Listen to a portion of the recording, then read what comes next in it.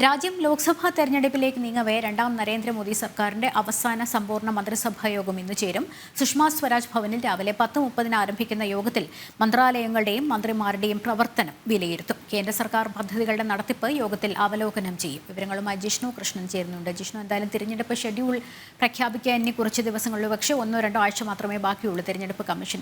അതിന് മുൻപായി ചേരുന്ന അവസാന മന്ത്രിസഭാ യോഗം എന്തായാലും മൂന്നാം ടേമും വൻപിച്ച ഭൂരിപക്ഷത്തോടെ അധികാരത്തിൽ വരുമെന്ന് ഉറച്ച ആത്മവിശ്വാസത്തിൽ തന്നെയാണല്ലോ NDA സർക്കാർ, നരേന്ദ്രമോദി സർക്കാരിന് കീഴിലുള്ള. കാരണം വികസന പ്രവർത്തനങ്ങൾ തന്നെയാണ് അതിന്റെ അടിസ്ഥാനം. 2047 ഭാരതത്തെ വികസിത രാജ്യമാക്കുക, ആ ഒരു ആശയത്തിലാണ് മുന്നോട്ട് നീങ്ങുന്നത്. എന്തായാലും ഇന്നത്തെ മന്ത്രിസഭാ യോഗത്തിന് അതിൻ്റെതായ രാഷ്ട്രീയ പ്രാധാന്യവുമുണ്ട്. നമുക്ക് ലഭിക്കുന്ന സൂചനകൾ എന്തൊക്കെയാണ് ഇതുമായി ബന്ധപ്പെട്ട്?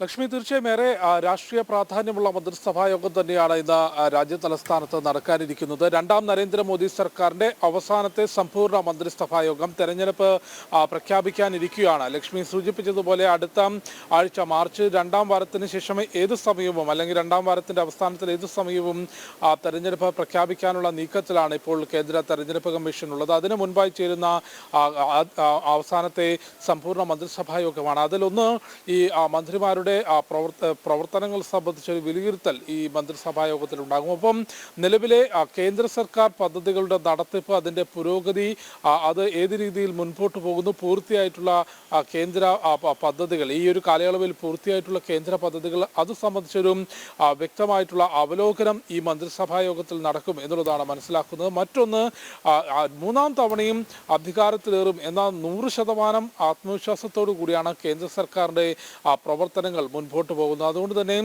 മൂന്നാം സർക്കാരിൽ ഏത് തരത്തിലുള്ള മാറ്റങ്ങൾ, ഏത് തരത്തിലുള്ള വികസന നയങ്ങൾ, സാമ്പത്തിക നയങ്ങൾ കൊണ്ടുവരണം എന്നത് സംബന്ധിച്ചൊരു അഭിപ്രായം അറിയിക്കാൻ മന്ത്രാലയങ്ങളോട്, കേന്ദ്ര മന്ത്രിമാരോട് കേന്ദ്ര സർക്കാർ ആവശ്യപ്പെട്ടിട്ടുണ്ട് എന്നുള്ളതാണ് മനസ്സിലാക്കുന്നത്. അതും ഈ മന്ത്രിസഭാ യോഗത്തിൽ വലിയൊരു ചർച്ചാ വിഷയമാകും. ലക്ഷ്മി ചൂണ്ടിക്കാട്ടിയതുപോലെ 2047 വികസിത ഭാരതം എന്നൊരു കൺസെപ്റ്റ് മുൻപോട്ട് വെച്ചുകൊണ്ട് അതിനുള്ളൊരു മാർഗരേഖ തയ്യാറാക്കിക്കൊണ്ടാണ് നിലവിൽ മോദി സർക്കാർ മുൻപോട്ട് പോകുന്നത്, രാജ്യത്തിലെ കേന്ദ്ര സർക്കാർ മുൻപോട്ട് പോകുന്നത്. അതുകൊണ്ട് തന്നെ ഈ ഒരു ടേമിലെ അവസാന മന്ത്രിസഭാ യോഗമാണെങ്കിലും നിലവിലെ കാലയളവിലെ കേന്ദ്ര പദ്ധതികൾ, പ്രവർത്തനങ്ങൾ എന്നിവ വിലയിരുത്തുന്നതോടൊപ്പം തന്നെ മുൻപോട്ട് ഈ ഒരു തെരഞ്ഞെടുപ്പിന് ശേഷം എന്തെല്ലാം തരത്തിലുള്ള വികസന പദ്ധതികൾ, അല്ലെങ്കിൽ എന്ത് നയരൂപീകരണം നടത്തണം, എന്ത് തീരുമാനങ്ങൾ എടുക്കണം എന്നുള്ള സംബന്ധിച്ചുള്ള ചർച്ചകളും ഈ സമ്പൂർണ്ണ മന്ത്രിസഭാ യോഗത്തിലുണ്ടാകും. ഒപ്പം തെരഞ്ഞെടുപ്പ് പെരുമാറ്റച്ചട്ടം നിലവിൽ വരുന്നതിന് മുൻപായി ചെയ്തു തീർക്കേണ്ട പ്രധാനപ്പെട്ട കാര്യങ്ങൾ, അതായത്